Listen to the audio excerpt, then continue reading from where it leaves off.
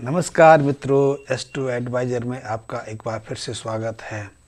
अन्नू जी आगरा से लिखती हैं कि वो पिछले 4-5 साल से बहुत परेशान हैं। विवाह के बाद तो उनका जीवन नरक जैसा बन गया है। विवाह से पहले वो बिल्कुल ठीक थे, विवाह के बाद उनके पति के साथ बनी नहीं, मारपीट भी करते थे और पिछले कई सालों से उनका डाइवोर्स का केस चल रहा है, लेकिन वो अभी तक उसका निर्णय नहीं हो पाया, वो डिसाइड नहीं हो पाया। उनकी नौकरी चली गई, मानसिक स्थिति बदल गई, वो बहुत परेशानी से रहते हैं। उन्होंने अपनी डिटेल भेजी है। 12 अक्टूबर 1992 जन्म समय बताया है, सुबह का 2:45 आगरा का। आपकी जन्म कुंडली के हिसाब से सबसे पहले तो आपकी जन्म कुंडली मांगलिक दोष है। शुक्र भी खराब बन के बैठे हैं। शुक्र तो वैसे ही विवाह कारक होते हैं। विवाह दाम्पत्य जीवन में सबसे महत्वपूर्ण भूमिका शुक्र ही निभाते हैं और मंगल इसमें रस घोलने का काम करते हैं। पति पत्नी के मध्य सुखद आनंदपूर्ण संबंधों के लिए मंगल और शुक्र का शुभ और सही स्थिति में होना बहुत आवश्यक है। इसी तरह सप्तम भाग, 12वां स्थान, अष्टम भाव, द्वितीय भाग का दोषपूर्ण शुभ स्थिति में रहना बहुत महत्वपूर्ण है। इससे ग्रस्त जीवन में सुख की स्थिति बनी रहती है, आनंद की स्थिति बनी रहती है, पति पत्नी के मध्य प्रेम रहता है। लेकिन आपकी जन्म कुंडली में मंगल और शुक्र के साथ साथ 12वां स्थान और दूसरा घर, ये सब पीड़ित हैं। यद्यपि आपकी जन्म कुंडली के 12वें स्थान पर बृहस्पति हैं और बृहस्पति 12वें स्थान पर अच्छी स्थिति में रहते हैं। वो मान सम्मान भी देते हैं, धन संपदा भी देते हैं, व्यक्ति को दृढ़ इच्छा शक्ति भी देते हैं। वैसे 12वें स्थान पर राहु ने कब्जा किया हुआ, राहु की बृहस्पति के साथ शत्रुता रहती है। यद्यपि 12वें स्थान पर शुक्र उच्च के बन जाते हैं और ऐसे यदि उच्च के शुक्र हमें शुभ सहयोग दें तो हमारे जीवन में, ग्रस्त के जीवन में बहुत सुखद स्थितियाँ बनी रहती हैं। पति पत्नी बहुत प्रेम पूर्वक रह पाते हैं। लेकिन क्योंकि आपकी जन्म कुंडली में मंगल दोष है, शुक्र अशुभ स्थिति में है और बृहस्पति 12वें स्थान पर होने के बावजूद भी आपने कुछ चीज़ें छुपाई, शायद माँ बाप के साथ में आपने धोखा दिया। क्योंकि कहते हैं कि यदि 12वें स्थान पर बृहस्पति विराजमान हो तो ऐसे व्यक्ति को किसी भी आदमी की झूठी गवाही नहीं देनी चाहिए, किसी व्यक्ति के किसी गुण दोष को छिपाना नहीं चाहिए। यदि आप छिपाएंगे तो उसका जो प्रतिफल है हमें भोगना पड़ता है। और शायद क्योंकि आप लिखती हैं कि आपने अपनी इच्छा से प्रेम विवाह किया है, लेकिन आपका प्रेम विवाह होने के बाद ही एक तरह से खंडित हो गया। उसके कारण आपके जीवन में एक के बाद एक परेशानी आती चली गई, मारपीट भी हुई और बात डाइवोर्स तक पहुंच गई और डाइवोर्स भी नहीं हो पा रहा है। इसके पीछे एक कारण तो यही है कि आपने अपने माँ बाप के साथ छल किया, उनको सही स्थिति नहीं बताई कि आप जिसके साथ विवाह करने जा रहे हैं उसकी वास्तविक स्थिति क्या है। आपकी अच्छी एजुकेशन लगती है, मुझे लगता है कि आपने MBA तो किया ही हुआ और अच्छी नौकरी, अच्छी सैलरी भी लेती रही होंगी आप। लेकिन विवाह के बाद आपके जीवन में बिल्कुल उथल पुथल मच गई, आपके जीवन बिल्कुल बदल गया। उससे पहले आप भावनात्मक सोचने वाली थी, धार्मिक प्रवृत्ति की रही होंगी, क्योंकि 12वें स्थान का बृहस्पति व्यक्ति को धार्मिक और शुद्ध सकारात्मक सोचने के लिए प्रेरित करता है। ऐसे में यदि आप अपने जीवन साथी से या अपने वैवाहिक जीवन से बाहर आना चाहती हैं, डाइवोर्स का तो केस चल ही रहा है और शीघ्र डाइवोर्स ना मिलने के कारण आप कष्ट अनुभव कर रही हैं, तो आप इन अशुभ योगों से निकलने के लिए कुछ लाल किताब संबंधी उपाय करके देखें। निश्चित रूप से आपका जो वैवाहिक संबंध है शीघ्र अलग हो जाएगा, आप मुक्त हो जाएंगी। लाल किताब का अनुसरण करिए। मैं लाल किताब की बेचना करता हूँ, लाल किताब संबंधी उपायों को ही मैं बताता हूँ, क्योंकि इन्हीं पर मेरा भरोसा है। मैं दूसरे जटिल प्रक्रियाओं में किसी को धकेलने का प्रयास नहीं करता, ना मैं महंगे उपचार बताने का कोशिश करता हूँ कि आप ये पूजा करा लीजिए, ये कर्मकांड करा लीजिए या 25-50 हज़ार का नग धारण कर लीजिए। ये ऐसे उपाय हैं जिनको आप घर में निःशुल्क बिना कोई खर्च किए स्वयं कर सकते हैं। लेकिन जब तक इन उपायों को आप करेंगे नहीं, तब तक शायद हो सकता है आपको भी इन पर भरोसा ना हो, लेकिन आप करके देखिए। छोटी छोटी घटनाएं जीवन को बिल्कुल बदल के रख देती हैं। हमारे जीवन में हर चीज़ की शुरुआत बहुत सूक्ष्म, बहुत अल्प रूप से होती है, लेकिन उसका प्रभाव असीमित स्तर तक होता है। आपने देखा होगा नदी के स्रोत को जाके वहाँ बूंद के रूप में नदी की शुरुआत होती है, लेकिन धीरे धीरे आगे बढ़ते बढ़ते विशाल जल स्रोत का रूप ले लेती है और अंत तक पहुँचते पहुँचते वो एक तरह से समुद्र का रूप ले लेती है।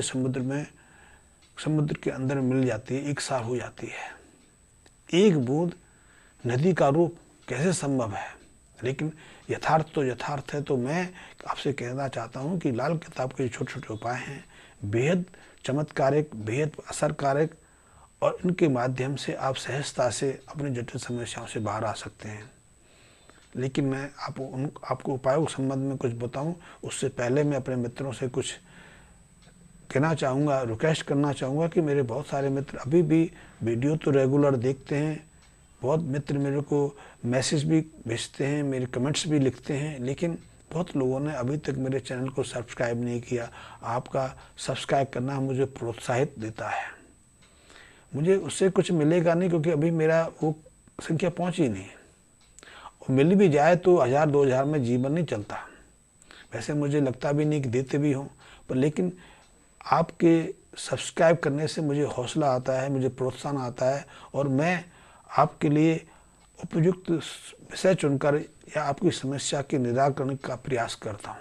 तो आप मुझे सब्सक्राइब कर लें, मेरे बेल आइकन को प्रेस कर लें। और हाँ अंजू जी, अब मैं आपको बताना चाहूँगा कि आपने इस कठिन समस्या से, इस परेशानी से बाहर कैसे आना है, तो इसके संबंध में आपको कुछ उपाय करने हैं।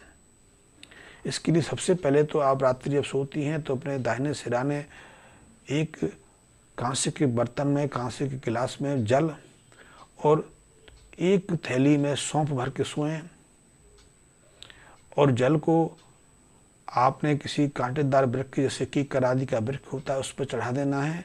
और ये सरसों आप चाहो तो वीराने में छोड़ सकते हो, आपके आसपास कोई कुआं हो तो कुआं में गिरा सकते हो। आप निरंतर 43 दिन तक जल रख के सोएं और सौंफ को अपने सिराने रख के सोएं। पहला उपाय तो ये है। दूसरा, आगे से कभी भी ये भूल ना करें कि किसी की झूठी गवाही दें, किसी की झूठी गारंटी आप लें, अन्यथा आपके जीवन में ऐसी पेचीदगियाँ हमेशा बनती रहेंगी। तीसरा, आप मांस, मछली, अंडा, शराब का बिल्कुल सेवन ना करें, इनसे हाथ ना लगाएं। इनसे जब जब हाथ लगाएंगे तो आपके जीवन में ऐसी विकट स्थितियाँ बनती रहेंगी, आपकी समस्या बढ़ती चली जाएगी, आप बैठे बैठाए मुसीबतें मोलते लेते चले जाएंगे, क्योंकि ये ऐसे चीज़ों का सेवन आपके लिए अनुकूल नहीं है। तीसरा, आप लॉटरी है, जुआ है, ताश है, गैमलिंग है, नाइट पार्टीज़ हैं, इनसे थोड़ा अवॉइड करेंगे तो आपका जीवन सुखद रहेगा। नाइट पार्टीज़ भी आपके लिए ज़्यादा उपयोगी नहीं, ज़्यादा सहायक नहीं है, उनसे आपकी समस्याएं बढ़ती चली जाएंगी। आप यदि साधु संतों की सेवा करेंगे तो आपके जीवन में रस घुलेगा, आनंद आएगा।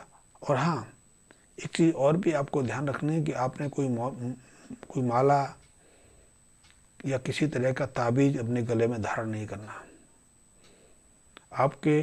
आपके जो पति के साथ संबंधों की जो मधुरता थी वो भी इसीलिए शायद शुरू हुई क्योंकि आपने उसके बाद कई तरह की मालाएं या कई तरह की चीज़ें अपने गले में धारण करनी शुरू कर दी। क्योंकि माला धारण करने से आपके व्यवहार में, आपके स्वभाव में, आपके जीवन में कटुताएं पैदा होती हैं, जटिलताएं पैदा होती हैं, और ये भी आपके जीवन में एक बड़ा कारण रहा होगा।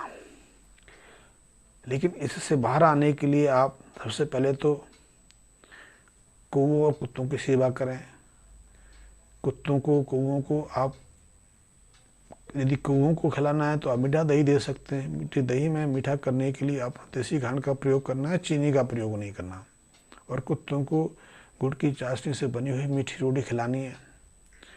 एक साथ यदि आप 10, 11, 20 कुत्तों को यदि रोटी देंगे तो बहुत उपयोगी है, अन्यथा 1, 2, 5 जो आपके आसपास गली मोहल्ले में घूमते हैं उनको नियमित रूप से आप ये खिलाते रहिए, ये आपके लिए बहुत उपयोगी है। और सबसे जो प्रभावशाली जो आपने उपाय करना ही करना है वह है आप एक गोला लें, सूखा नारियल, उसको ऊपर से काट लें और उसमें देसी खांड भर के, देसी बूरा भर के, देसी घी भर के उसके मुंह को खुला रहने दें। और फिर आसपास कोई यदि सुनसान जगह है, कोई वीरान स्थान है तो वहाँ गड्ढा खोद के उसको दबाना, गाड़ना है, लेकिन उसका मुंह खुला रहना चाहिए, गड्ढे का मुंह भी खुला रहना चाहिए। यदि ये प्रयोग आप ऐसी जगह करेंगे यहाँ चींटियों के बिल हैं, खास करके काली चींटियों के या भूरी चींटियों के बिल हैं, तो वहाँ ये करेंगे तो चींटियों को बूरा और इस गोले को खाने में सुविधा रहेगी। और जैसे जैसे वो बूरा और गोला को समाप्त करते जाएंगी, ख़त्म करते जाएंगी, आपकी समस्या का समाधान भी होता जाएगा। शायद उसके बाद आपकी डाइवोर्स की समस्या भी क्षणिक में दूर हो जाए। जिस समस्या को लेकर आप पिछले 4-5 साल से परेशान हैं, वो समस्या इन उपायों को करने से करते करते 2-4 महीने में सुलझ जाए। आप ये उपाय करिए।